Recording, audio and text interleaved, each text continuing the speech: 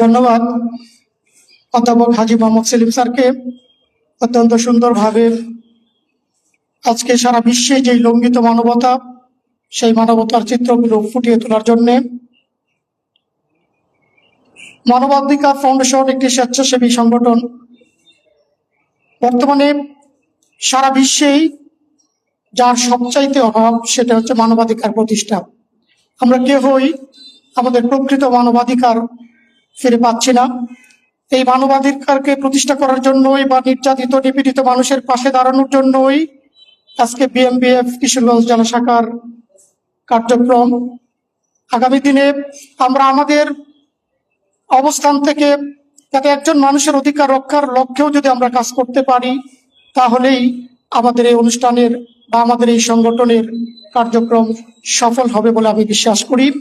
এ পর্যায়ে আমাদের মাঝে বক্তব্য রাখার জন্য বিনীতভাবে অনুরোধ করছি মানবাধিকার ফাউন্ডেশন কিশোরগঞ্জ জেলা শাখার সাংগঠনিক উপকমিটির সম্মানিত সভাপতি জনাব মোহাম্মদ আলাউদ্দিন স্যারকে।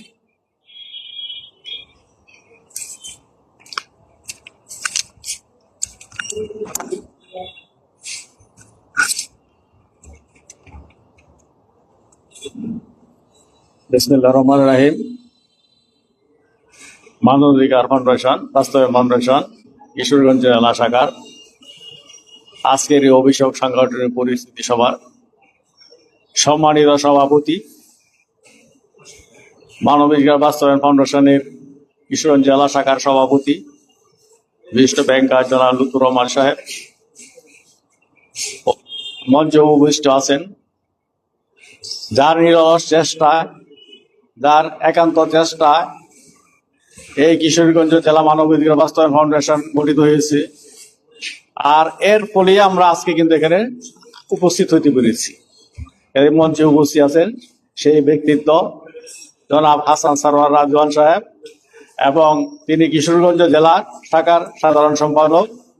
তদুপরি তাহার কাজের স্বীকৃতি স্বরূপ উনি যে ভালো কাজ করতেছেন, এই জন্য কেন্দ্রীয় কমিটির ধর্ম বিষয়ক উপকমিটির যুগ্ম সম্পাদক করা হয়েছে ওনাকে। এই জন্য আমি কিশোরগঞ্জ জেলা শাখার পক্ষ থেকে তাকে অভিনন্দন এবং স্বাগতম জানাচ্ছি, এবং কেন্দ্রীয় কমিটিকে আমি এই ব্যাপারে ধন্যবাদ জানাচ্ছি এবং কেন্দ্রীয় কমিটিকে কৃতজ্ঞতা প্রকাশ করছি। কারণ কাজ করলে কাজের মূল্যায়ন হয়, সেটা আমরা বুঝতে পারলাম রাজনের সেখানে পদ দেওয়ার জন্য আমরা বুঝলাম কাজ করলে কাজের মূল্যায়ন। যাই হোক, মানবাধিকার ফাউন্ডেশন বহু সংগঠন আছে কিশোর বাংলাদেশে, প্রায় 300-র উপর 352টা সংগঠন আছে মানবাধিকার ফাউন্ডেশন। তারপরও এত সংগঠন থাকার পরও সর্বত্রই আমরা দেখি মানবাধিকার লঙ্ঘিত হচ্ছে। কোথাও কিছু কেউ কিন্তু উচ্চ শব্দ, শুধু আমরা মিটিং মিছিল করি, আমরাই বলতেছি শুধু আমরা বসে একটা রুমের মধ্যে বসে মিটিং করি, এই পর্যন্তই কিন্তু কার্যক্রম সীমিত বলতে গেলে। কিন্তু মাঠে ময়দানে যেখানে কাজ করার কথা ছিল সেখানে কিন্তু সেভাবে কেউ কাজ করে না। তবে আমাদের যে সংগঠনটা, কারণ আমরা আগে শুনছেন আমাদের সংগঠন কেন্দ্রীয় কমিটির যে চেয়ারম্যান উনি একজন বিচারক। যেহেতু উনি একজন বিচারক, কাজে আমরা সেভাবে কাজ করার চিন্তা করি, যেহেতু উনি আমাদের লক্ষ্য উদ্দেশ্যে উনি আমাদের সামনে আছেন। আমরা যাতে মাঠে ময়দানে সব জায়গায় মানব অধিকার যেখানে লঙ্ঘিত হচ্ছে তার বিরুদ্ধে কাজ করতে পারি, সে আশাবাদ ব্যক্ত সহযোগিতা কামনা করছে। যেমন আমাদের ইসলাম ধর্মে আছে শ্রমিকের ঘাম শুকানোর পূর্বে তার মজুরি দিতে হবে, কিন্তু আমরা কি দেখি, প্রায় সব সময় দেখছি, এই 2 দিন আগেও দেখলাম, এই ঈদের আগে দেখলাম সম্মানে বিভিন্ন শ্রমিকরা রাস্তায় মিছিল করতেছে, গাড়ি গুড়ি ভাঙচুর করতেছে তাদের বেতনের দাবিতে, বকেয়া বেতনের জন্য। এটা কিন্তু প্রায়ই হচ্ছে। এখানে কি মানবাধিকার লঙ্ঘিত হচ্ছে না? অবশ্যই মানবাধিকার লঙ্ঘিত হচ্ছে, কিন্তু কেউ কিছু এই ব্যাপারে কিছু বলে না। সেটা এই ব্যাপারে না যে আমাদের যে এখন কিন্তু মহিলা শ্রমিক অনেক বেশি, এবং নির্মাণ কাজেও দেখবেন অনেকেই ইট মাথা করে উড়াইতেছে, সিমেন্টের বস্তা মাথা করে উড়াইতেছে, বালু উড়াইতেছে, কিন্তু তাদের মজুরি একজন পুরুষের মজুরির থেকে অনেক কম দেওয়া হয়। এখানে কি মানবাধিকার লঙ্ঘিত হচ্ছে না? সে সমান কাজ করতেছে, একটা পুরুষ আর মহিলা হোক, পুরুষ আর মহিলা, কিন্তু তাকে মজুরিটা অনেক কম। পুরুষকে যদি 500 টাকা দাও, মহিলাকে 400 টাকা দেওয়া হয়, সেটা কিন্তু মানবাধিকার লঙ্ঘিত হচ্ছে।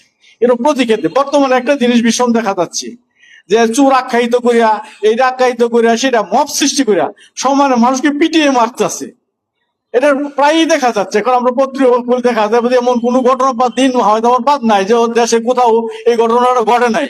সমান পিঠে মানুষ মারতেছে, কি একটা আশ্চর্য ধরনের কথা! একটা মানুষকে পিটিয়ে মারা কত ধরনের ন্যাক্কারজনক কাম, এখানে কতটুকু মানবতার লঙ্ঘিত হচ্ছে সেদিকে আমরা কেউ চিন্তা করি না, সেদিকে আমরা কেউ থাকি না, দেখি না, চিন্তা করি না, কিছু আসে না। হয়তো সরকারি ভাবে প্রথম কিছু দিন এটা নিয়ে তোলপাড় হয় বিভিন্ন, কিন্তু আস্তে আস্তে সবই ঝিমিয়ে যায়। এই যে কিছুক্ষণ আগে বলছেন যে রামিসা ধর্ষণ এবং হত্যার কারণে, এক রামিসার হত্যা 15 দিনে 12 দিনে করলে তো হবে না।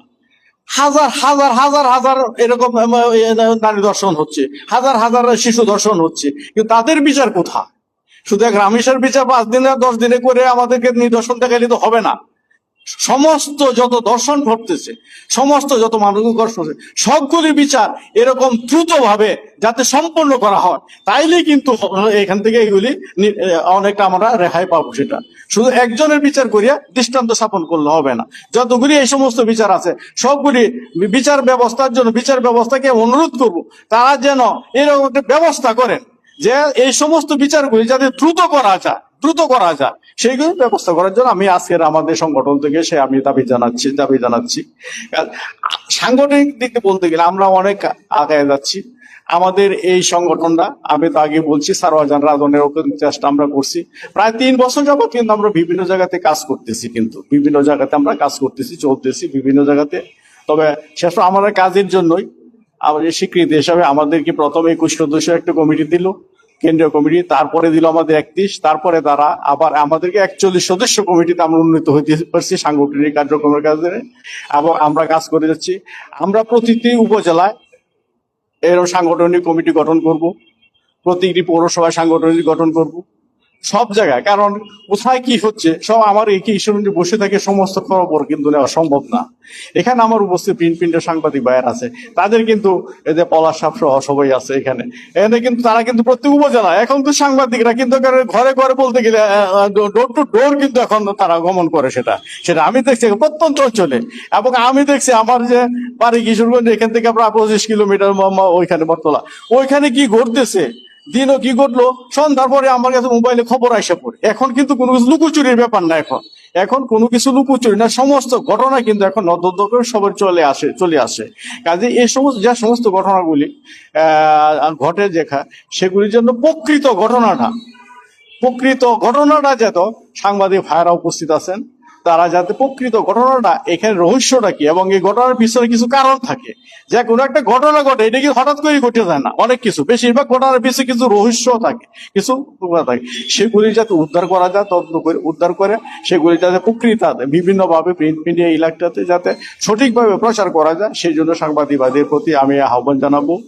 আমাদের যে কার্যক্রম আছে সেই কার্যক্রমের মধ্যে, এবং শুধু আমরা যে সাংগঠনিক ভাবে আমরা একটা কমিটি আছে, আমাদের পক্ষে কিন্তু কার্যক্রম সব সম্ভব না।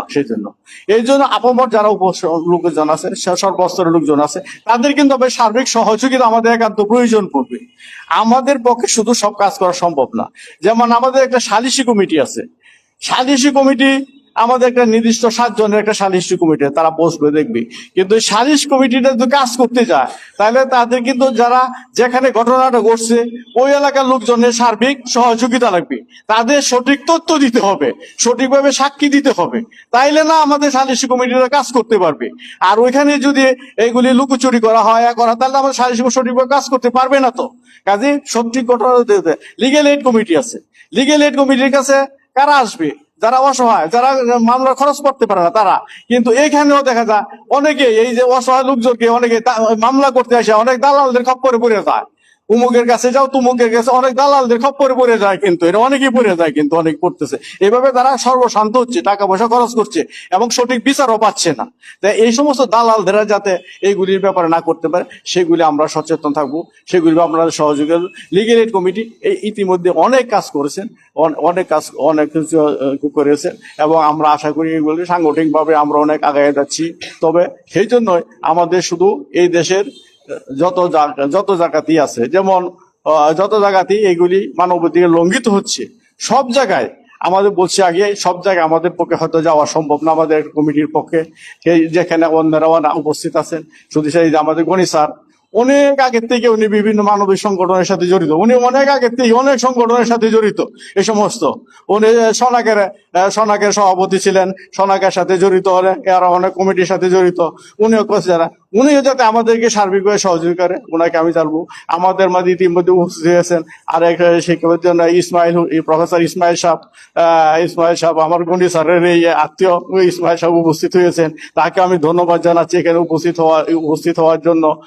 উনিও যাতে আমাদের সার্বিক সহযোগিতা, এবং শুধু ওনাদের মধ্যে সীমিত থাকলে হবে না, আমাদের কার্যক্রম সম্পর্কে ওনার আশেপাশে উনি যে গণেশ সাহেব অনেক জায়গায় বসেন, ইসমাইল সাহেব অনেক বাজার আছে, অন্য সভা আছে, অনেক জায়গায় বসেন, বিভিন্ন টেবিলে বসেন, ওইখানে আলোচনা করতে হবে আমাদের জন্য। যে এরকম একটা কমিটি আছে, তাদেরকে যদি ওইখানে আলোচনা করে দেখবেন, আপনি ওদের কাছ থেকে পাবেন, তথ্য পাবেন, অমুক জায়গায় এই ঘটনাটা ঘটতেছে, মানবিক লঙ্ঘিত হচ্ছে, এই তথ্যটা আমাদেরকে দেওয়ার জন্য আমি অনুরোধ করবো। এখানে বসলে, যে কোনো জায়গায় বসলে, আমরা চার দোকানে বসলো যখন আলোচনা হয়, তখনও দেখবেন পাওয়া যাবে এইসব অনেক তথ্য পাওয়া যায়, সেগুলি তথ্য পাওয়া যায়। এই সমস্ত তথ্য গ্রামে গঞ্জে অনেক কিছু আছে যেগুলি কিন্তু প্রকাশ হয় না, এমন অনেক তথ্য আছে। এই যে অনেক কিছু দর্শন আছে, অনেক কিছু ঘটনা আছে যেগুলি কিন্তু প্রকাশ হয় না।